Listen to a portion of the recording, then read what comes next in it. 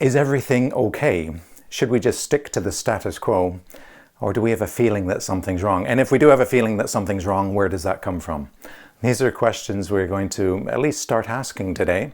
Welcome to a journey of understanding when you're a Baptist pastor and your child comes out as gay. That's a journey that I'm on. And it's the most normal thing in the world when you're a Christian parent and your child is LGBTQ+, to have mixed thoughts and feelings. It should be the most normal thing in the world to be able to talk about that in Christian community. So I'm talking about my mixed thoughts and feelings. You're welcome to join me on this journey. Please hit subscribe, hit the bell button to be notified, and let's go sailing. Now, you know how you can remember precisely where you were when something significant happens. I can remember precisely where I was when a significant thought, well, it didn't just occur to me, it actually struck me. And I can remember precisely where I was. I was driving my car on the way to the church I was pastoring at the time in the early 2000s. I was listening to the song called One by the band U2. Well, I wasn't just listening to it, I was trying to sing along, rather badly, I might add. But there I was, listening and singing along to this song One, which I'd heard many times before, but it really struck me this time in a way that it never had before. And it really struck me as to how it speaks to relationship between Christianity and those who are gay, those who are part of the LGBTQ+ community.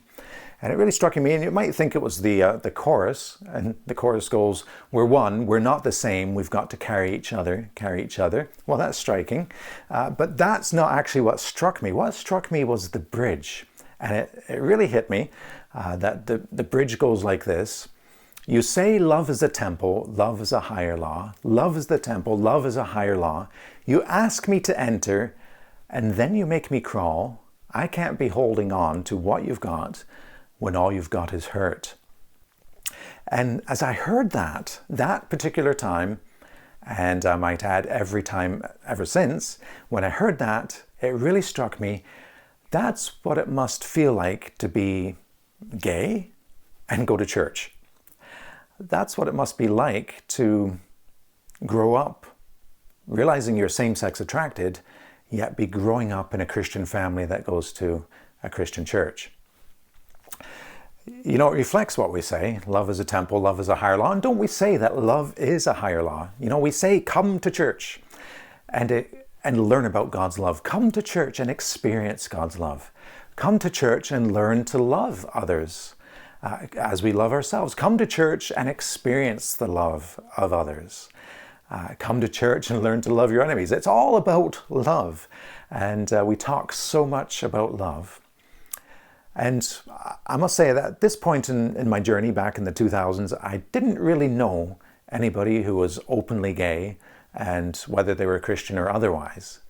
But I'd seen enough and heard enough to know that there were a lot of people who were gay and who felt really hurt from their experience of Christianity and their experience of Christians. And so it really struck me that this song spoke to that something was wrong. I really had this sense of conviction. Something is wrong. I had this conviction that the status quo, whether it's our position on this or whether it's the way we express our position on this, something is wrong, that the status quo is not good. Now, the question becomes, where does that conviction come from? And I'm kind of assuming here that I'm not the only one that has had this kind of conviction, this feeling that, wait, something's wrong here. Where does that conviction come from?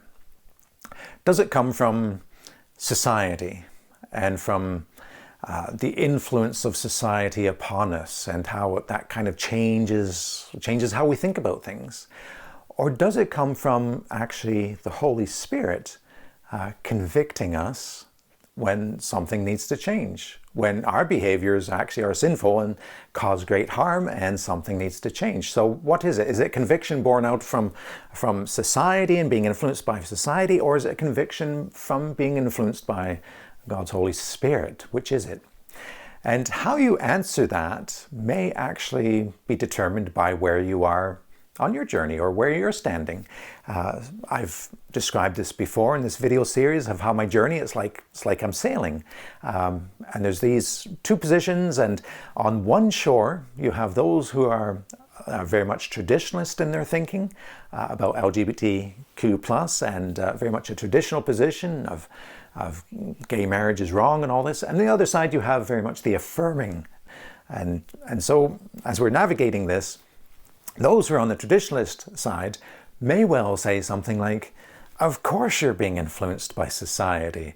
And of course you're listening to too much rock music and watching too much TV and all the rest of that. You're being influenced by society, and that's why you're feeling convicted. And put aside your feelings and just follow the facts as laid out in the Bible. So that might be what those on the traditionalist shore might say. Those on the affirming shore, on the other hand, might say, well, actually, we believe it's the Holy Spirit convicting you. When you feel like something's wrong, then that's the Holy Spirit convicting you, because look on this shore, how many hurting people there are here.